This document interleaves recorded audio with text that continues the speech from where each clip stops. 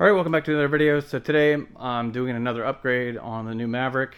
So unfortunately, even if you buy a Lariat trim or a Lobo or anything, trimmer, you cannot get an auto dimming mirror for your Maverick.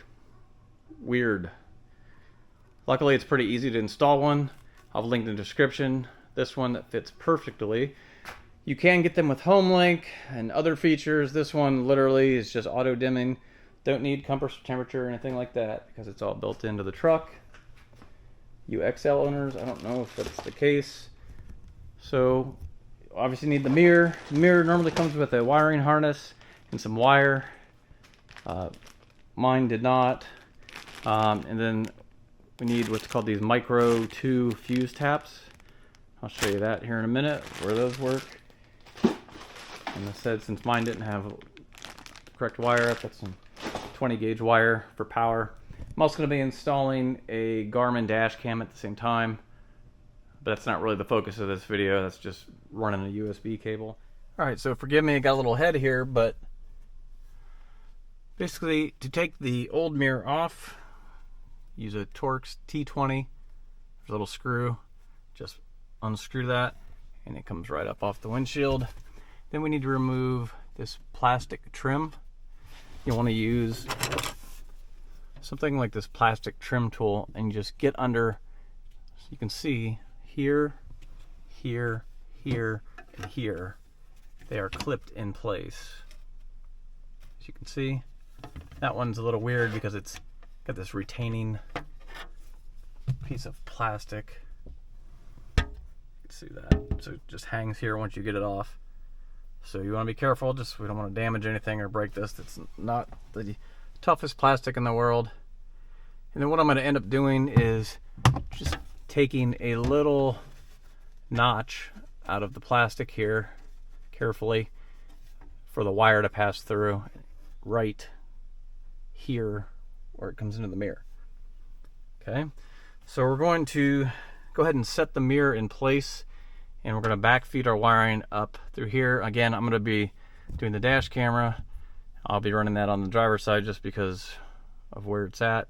And then over here on the passenger side, we're going to come down and our fuse panel is down below.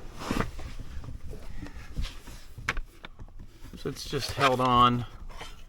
This little piece of plastic here, it's just pushed in. You just grab it and pull.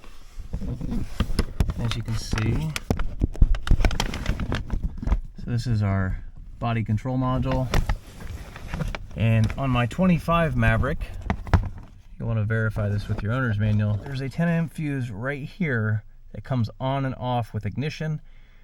I believe it's number 3. When I looked that up in the book, it says not used. Everything else right around here always has power. This one comes on and off with ignition, which is perfect. It's not used and it's ignition power.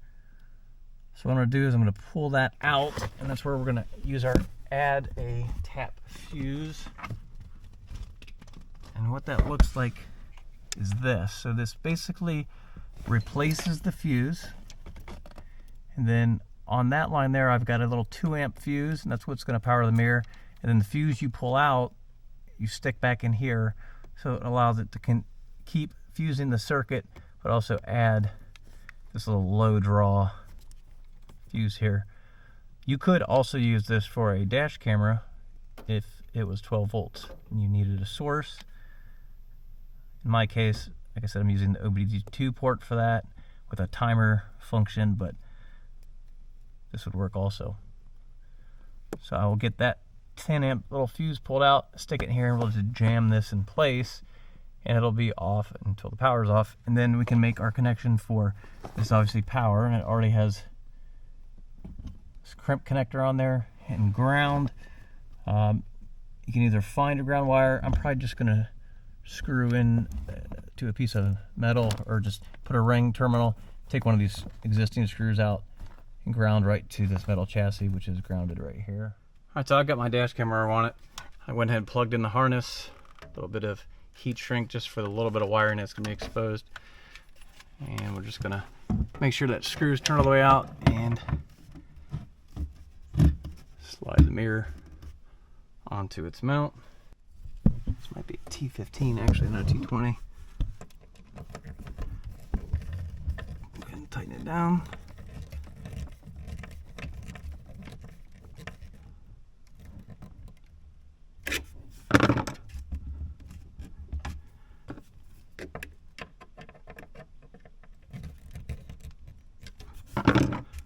Alright, that's nice and tight. So again, the wire will basically just be routed up here. We don't want it to touch anything. Then I'll show you how I route it up in the ceiling in just a second after I notch this out here. This plastic is brittle, so I'll probably just take a razor and try to cut out a notch. Alright, wire is placed.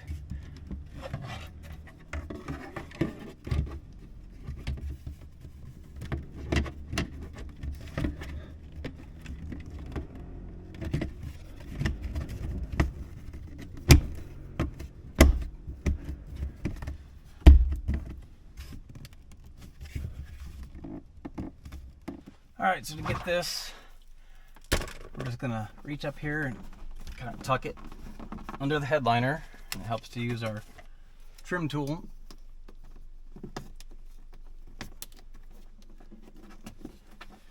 And then we're going to take the weather strip, just pull it away from the car, like that. You're going to do that all the way down.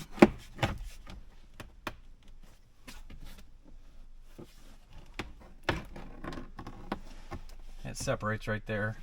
So when you get up into the corner here, just take our trim tool and kind of fold it. Fold this wire into the void. Just like get that tucked in there and then lay it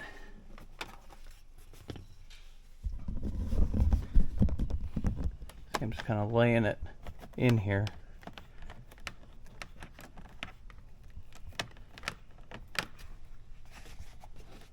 As you get it in, you can kind of push this weather strip back in. Alright, so I'm just kind of pulling it through to down under the dash. Alright, so the fuse tap goes in there. Here's the black wire comes down. Put a self-tapper right here, made sure there was nothing behind it that I was going to hit. Alternatively, could have just removed that 7mm, but that's a better connection right there. So I'll just kind of tuck this up out of the way, push this trim panel back on, and we'll be all done. We'll test it out. Alright, so push the ignition switch. So the mirror comes on, does its thing. I did use a 5-amp fuse instead of a 2-amp down there. Everything's working. So there is no retained accessory delay on that, but it doesn't matter. It's just straight accessory / run. So if I start the vehicle, same thing. Alright, well hopefully the video helped you out. Again, I'll have links in the description below. As always, thanks for watching.